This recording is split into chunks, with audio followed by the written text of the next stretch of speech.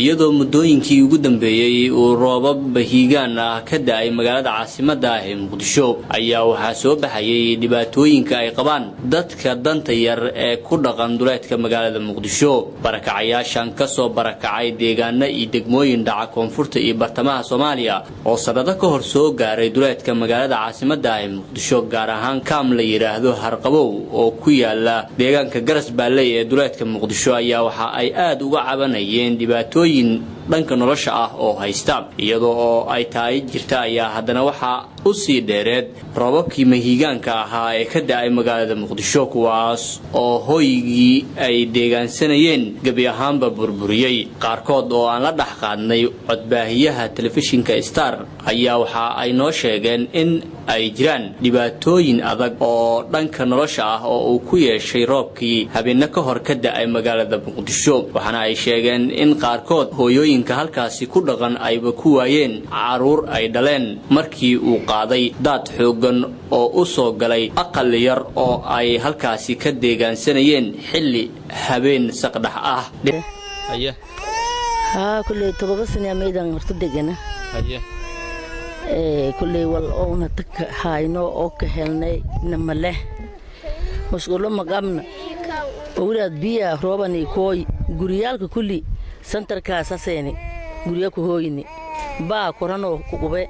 hoos biyan oo ku jar eedan ka dhibaatowni adigiis waxaan dhibaato qabnaa roob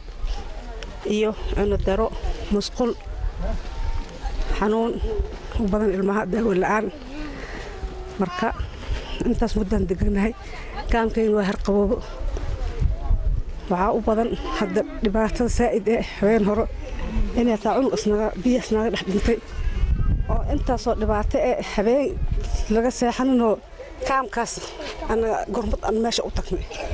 roobka oo daay waxa nagu saameeyay baclaan oo nahay qaxooti aan nahay oo deganahay Harqabow oo hormuud ku soo hor aadan oo roobka waxa nagu saameeyay baclaantii biyo daadkina qaaday oo ku rafaasana musqul la'aan oo nahay baclaan oo Harqabow aan ku noolnahay anagoo hala oo waliba maanta oo wada duuwixii oo aan ka hadli karno danteena aan ka hadalnay oo maanta aan ku noolnahay Muqdisho dhexdeeda oo qaxooti aan ku nahay oo ku joogno rafaad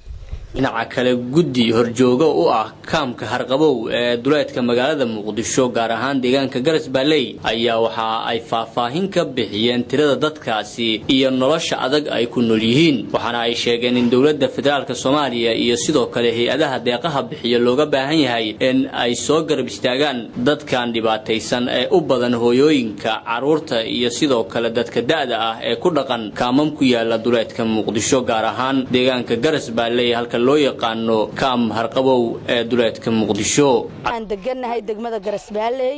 waaxda koobaad deegaanka aan deganahay waxa la yiraahdaa Sarkuus waxaan u dhaxaynaa Sarkuus degmada dhulka la dhisay oo Galmudug iyo waxaan u dhaxaynaa shirkadda Hormuud inta u dhaxaysaan ku fadhinaa dhulka la yiraahdo Galmudug oo hadda la dhisay iyo shirkadda Hormuud inta u dhaxaysa oo degata la tagta hoodka dambe oo goofaha qaxootiga degan oo ka turjuma barakacayaasha ayaan maamul ahaan waxaan ka turjunaa barakaca ku nool intaas waxaan deganahay meeshaas 7 sano waxaana la ka soo jabiyay dugsiga farsamada gacanta bahalka la yiraahdo Fintuuna October aylaboorka tarbuunka 60 kaam horta kaamiyan waa 60 kaam dadkan tira ahaan waa dad 5,000 oo qoys ka badan tira ahaan wax la koobi kara male 5,000 oo qoys ay tira ahaan ay qiyaasan yihiin waxa weeye waa 60 kaamwa kaamka ugu yar ayaa 200 oo qoys deganta ama 300 oo qoys midka ugu weyn 600 oo qoys deganta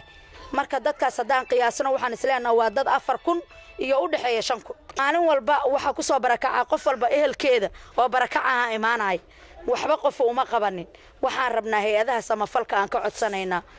ganacsatada gacmahooda wax ku jiraan dadka maaragtay ay mas'uulka ka ah dadka Soomaaliyeed oo dawladda ah inuu safarmaajo indhaha ka laaban dadkan ra'iisul wasaaruhu dadkan indhaha uusa ka laaban baarlamaanku dadkan indhaha uusa ka laaban bahalka la yiraahdo gobolku arrimahan quseeyaan inuu ka hadlo dadkan ay mas'uulka ka yihiin in laga hadlo xuquuqdoodii la raadiyo hadday xaq leeyihiin xaqooda la siiyo haddaysan xaq lahayna la yiraahdo xaq ma lihidine ka baxa deegaanka in la yiraahdo Abdulqani Bashiir Hussein Star TV Muqdisho